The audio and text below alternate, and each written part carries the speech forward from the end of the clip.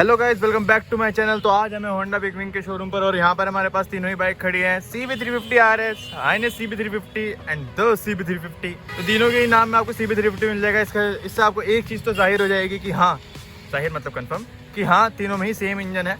तो engine specification की बात हम एक ही बार करेंगे। उससे पहले हम सारे कॉस्मेटिक चेंजेस की बात करेंगे कि क्या क्या डिफरेंस है गाड़ी में और क्या क्या चीज़ें नई हैं, क्या क्या चीज़ें अलग हैं, उन सब की चीज़ें में बात करेंगे। और ऑब्वियसली एक साइड बाय साइड कंपेरिजन है, तो इसी बारे में बात यहाँ होने भी वाली है। सबसे पहले एक बेसिक बात कर लेते हैं, सेगमेंट्स क्या है। ये आती है अपना एक क्रूजर टाइप सेगमेंट में, थोड़ा सा ये अपना रोडस्टर सेगमेंट में चली जाती है, एंड ये थोड़ा सा अपना स्क्रैम्बलर सेगमेंट में चली जाती है।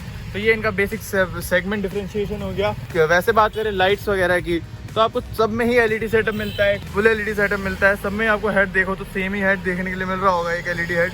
इंडिकेटर्स आपको Highness CB350 and the CB350 में सेम टाइप्स के सर्कल वाले गोल वाले इंडिकेटर्स देखने को मिल जाएंगे, लेकिन यहाँ पर आपको अलग टाइप के एलईडी इंडिकेटर्स देखने को मिल जाएंगे। उसमें भी एलईडी इंडिकेटर्स हैं, इसमें भी एलईडी इंडिकेटर्स हैं। तो इसकी बैक लाइट की अगर हम बात करें तो यहाँ पे बैक में भी एलईडी इंडिकेटर्स आपके रेक्टेंगल शेप के, एक एलईडी बैक लाइट। बट यहाँ पर आपको एलईडी ही सब सेटअप मिल रहा है, बट यहाँ पर आपको गोल इंडिकेटर्स दोनों में ही एंड एक बिग सी हेडलाइट देखने के लिए मिल जाएगी। बाकी वहाँ पर आपको जो एग्जॉस्ट है उसमें भी क्रोम फिनिश में मिलेगा, इसमें भी क्रोम फिनिश में मिलेगा, बट इधर आपको एक मैट ब्लैक फिनिश में मिलता है। वो ऊपर से उसकी जो प्रोटेक्शन है वो आपको क्रोम में देखने के लिए मिल जाएंगी। व्हील्स की अगर हम बात करें तो व्हील्स दिखने वाइज तो काफ़ी हद तक सेम ही है, एंड आई गेस सेम ही है सारे व्हील्स। यस, व्हील्स आपको सारे सेम ही मिलते हैं। सस्पेंशन आपको तीनों में ही टेलीस्कोपिक फोर्स देखने के लिए मिलते हैं। फ्रंट में उसमें भी टेलीस्कोपिक, इसमें भी टेलीस्कोपिक, इसमें भी टेलीस्कोपिक, एंड बैक में आपको ट्विन सस्पेंशन मिलते हैं। इधर भी उधर भी तीनों में ही ट्विन सस्पेंशन मिलते हैं। बाकी सीट्स की बात करें तो CB350 RS में आपको एक सिंगल सीट देखने के लिए मिलती है।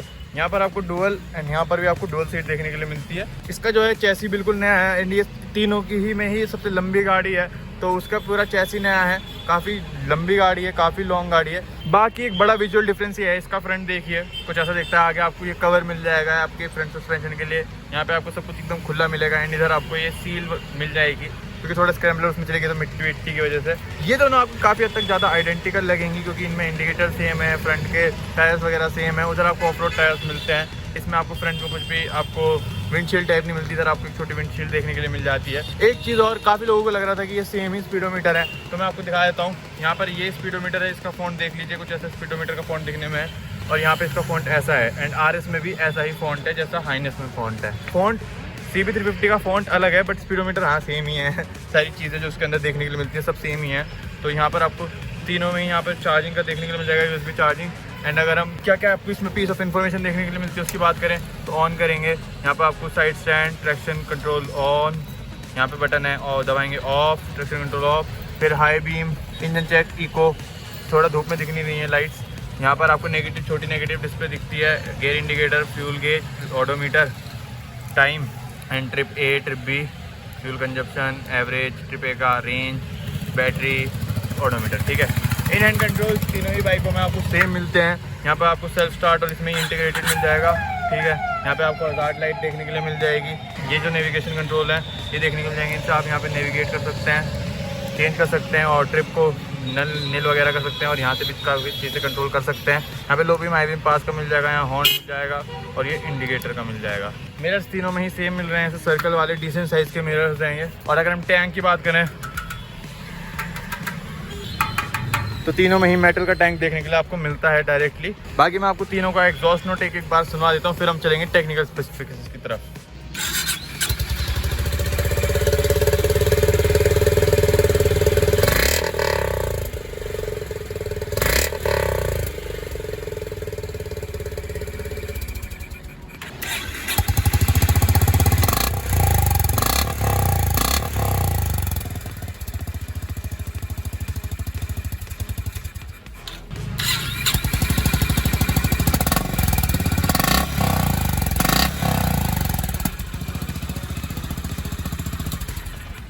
अगर मैं आपको अपना पर्सनल ओपिनियन बताऊं तो इन दोनों का एग्जॉस्ट मेरे को काफ़ी तक सेम ही लगा। इसका एग्जॉस्ट में हल्का सा डिफरेंस है, बट हाँ वो वाइब इन दोनों वाली एग्जॉस्ट की आ रही है उसमें भी, बट डिफरेंट है हल्का सा।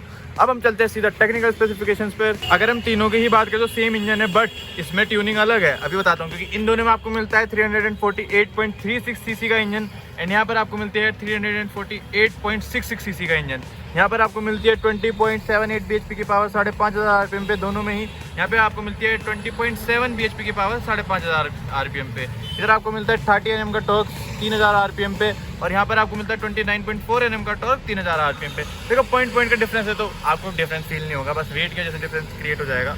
तीनों में ही आपको 5 स्पीड गियर बॉक्स मिलता है, 1 डाउन 4 अप का, एंड सिंगल सिलेंडर इंजन है। बट स्मूथनेस भाई ये इंजन इतना स्मूथ है, कभी चला के देखना। स्लीपर क्लच वगैरह मिल जाता है तो क्लच वगैरह भी काफ़ी स्मूथ है। एयर कूल्ड इंजन ही है, असिस्टेंट स्लीपर क्लच देखने को मिल जाता है, फ्यूल इंजेक्शन देखने को मिल जाता है। अगर हम फ्यूल टैंक कैपेसिटी की बात करते हैं, इधर आपको दोनों में ही 15 लीटर्स की फ्यूल टैंक कैपेसिटी देखने को मिलती है, और इधर आपको 15.2 लीटर्स की फ्यूल टैंक कैपेसिटी देखने को मिलती है, और तीनों में ही आपको मेटल का टैंक देखने के लिए मिल जाता है। सस्पेंशन की अगर हम बात करें तो जैसे कि मैंने आपको बताया, तीनों में ही आपको फ्रंट में टेलीस्कोपिक फोर्स देखने को मिल जाते हैं, बट एक डिफरेंस इन दोनों में आपको देखने को मिल जाता है, twin hydraulic back suspension, and इधर आपको देखने के लिए मिलता है pressurise nitrogen charge rear suspension. तो ये एक डिफरेंस है। बाकी तीनों में ही आपको डुअल चैनल एबीएस देखने को मिल जाता है। डिस्क का फ्रंट डिस्क का साइज तीनों का ही सेम है, 310 mm का, एंड बैक डिस्क का 240 mm का।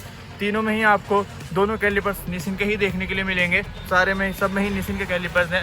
एंड इनकी अगर मैं ब्रेकिंग परफॉर्मेंस की बात करूं, क्योंकि मैंने इनकी फुल लेंथ वीडियो भी बनाई है, इनकी गाड़ियाँ चलाई भी हैं, तो इनकी ब्रेकिंग परफॉर्मेंस डिसेंट है। टायर साइज़ की अगर मैं बात करूँ तो इसमें टायर साइज़ में थोड़ा सा डिफरेंस है। फ्रंट के तीनों ही व्हील आपको 19 इंचज़ के मिलते हैं, बट बैक व्हील आपको हाईनेस एंड CB350 में 18 इंचज़ का मिलता है, एंड RS में आपको 70 इंचज़ का मिलता है। टायर साइज़ की बात करूँ तो मैं एक एक करके तीनों की ही बताता चलूँगा। इधर से 100/90 inches front, 150/70 inches back, 100/90 inches front, 130/70 18 inches back, 100/90 inches front, 130/70 18 inches back. तीनों में ही आपको ट्यूबलेस रेडियल टायर्स देखने के लिए मिल जाएंगे। अगर हम वेट की बात करें तो इधर आपको 176 kg का वेट मिलता है, इधर आपको 181 kg का वेट मिलता है, इधर आपको 187 kg का वेट मिलता है। सीट हाइट तीनों में आपको 800 mm की मिलती है। मेरी हाइट है 5 फुट 9 इंचज़, एंड मेरे पैर इनमें आराम से आ जाते हैं। ग्राउंड क्लियरेंस की बात करें तो भी mm का ही डिफरेंस है। यहाँ पर आपको 168 mm का ग्राउंड क्लियरेंस मिलता है, यहाँ पर आपको 166 mm का ग्राउंड क्लियरेंस मिलता है, यहाँ पर आपको 165 mm का ग्राउंड क्लियरेंस मिलता है। तो इनमें कोई ज़्यादा डिफरेंस नहीं है। फ्रेम की बात करें तो ये दोनों आपको सेम चेसिस पे बेस मिलेंगी, हाफ डुप्लेक्स क्रेडल में, और यहाँ पर आपको डायमंड टाइप फ्रेम देखने के लिए मिल जाएगा। तो ये सारी टेक्निकल स्पेसिफिकेशंस की बात होगी। बाकी तीनों के ही अलग अलग वेरिएंट आते हैं, डीलक्स प्रो, उनमें हल्के फुल्के कॉस्मेटिक चेंजेस होते हैं, वो आप शोरूम पर आकर पता कर सकते हैं। Honda big wing Dehradun central, showroom की लोकेशन और नंबर दोनों आपको डिस्क्रिप्शन में देखने के लिए मिल जाएगा। अब मैं आपको तीनों के प्राइजेस बता देता हूँ एक बार, on road prices. Honda big wing Dehradun central के अगर हम ऑन रोड प्राइजेस की बात करें तो ये आपको पड़ जाएगी 2,55,000 की, ये आपको पड़ेगी 2,50,000 की, ये पड़ेगी 2,53,000 की। तो ये तीनों के प्राइजेस हो गए हैं। बाकी अलग अलग वेरिएंट के अलग अलग प्राइस हो सकते हैं, तो वो आप शोरूम आकर कंफर्म कर सकते हैं आपको कौन सा वेरिएंट पसंद आता है एंड उसका क्या प्राइस है।